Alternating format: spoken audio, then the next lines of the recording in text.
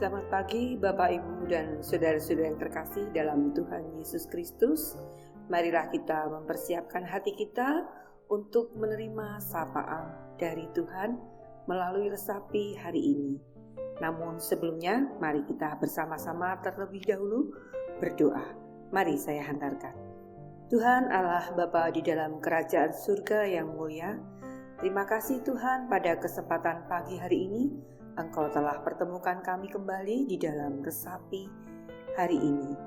Tuhan yang penuh kasih, kami berharap Tuhan, Roh Kudus Tuhan akan menyertai kami dan memampukan kami untuk kami boleh mengerti maksud Tuhan di dalam firman-Mu yang saat ini hendak kami pelajari bersama-sama.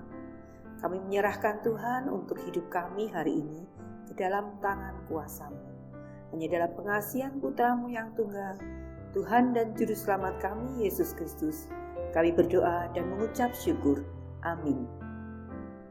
Saudara yang terkasih, resapi pada pagi hari ini, saya mengambil judul Keterbukaan Hati, Dengar, Lihat, dan Rasakan. Keterbukaan hati, dengar, lihat, dan rasakan. Hal ini akan kita ambil atau kita belajar bersama-sama dari Injil Lukas 11 ayat 29 sampai 32. Injil Lukas 11 ayat 29 sampai 32. Demikian firman Tuhan. Ketika orang banyak mengerumuninya, berkatalah Yesus, "Angkatan ini adalah angkatan yang jahat. Mereka menghendaki suatu tanda, tetapi kepada mereka tidak akan diberikan tanda selain tanda Nabi Yunus.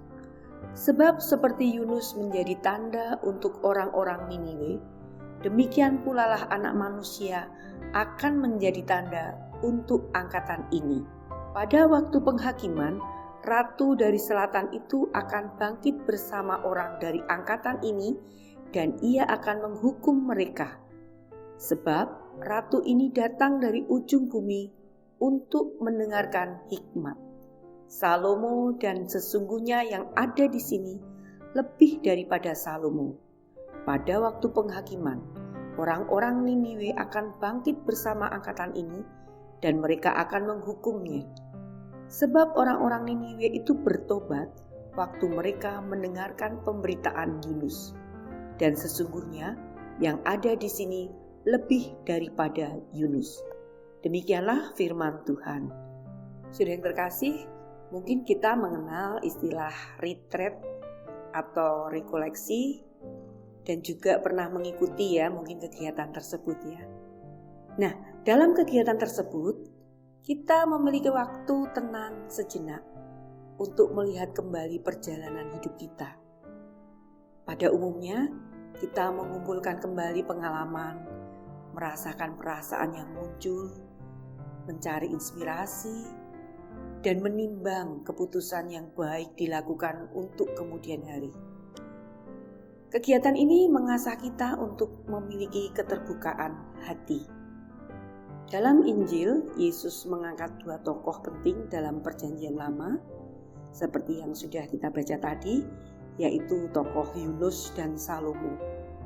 Orang Yahudi pada saat itu tahu siapa kedua tokoh ini, apa peran mereka, dan karunia apa yang mereka dapatkan dari Tuhan. Artinya, kedua orang ini adalah tokoh penting pada masanya sebagai pilihan Allah.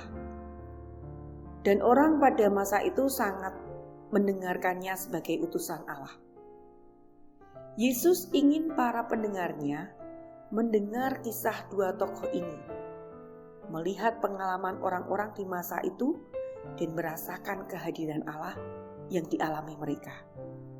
Bukankah perubahan itu terjadi karena mereka mengalami kehadiran Allah? Demikianlah di masa pantang dan puasa saat ini yang kita lakukan. Telinga, mata, dan hati kita diasah terus-menerus untuk mendengarkan, melihat, dan merasakan kehadiran Allah. Kadang kita berharap ada tanda-tanda khusus yang menggugah hati, sehingga mendorong pertobatan. Tetapi Yesus mengajak kita untuk mengasah kemampuan daya tangkap kehadiran Allah. Kita dibiasakan mendengar sabda Allah dan nasihat yang baik, melihat pengalaman hidup yang mendewasakan, dan merasakan pertumbuhan di dalam hidup.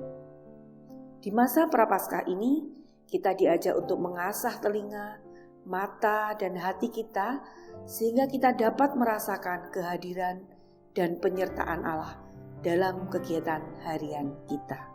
Selamat mengalami perjalanan bersama Tuhan dengan membuka hati, membuka mata, mendengar, melihat, dan merasakan kasih Tuhan di dalam hidup kita.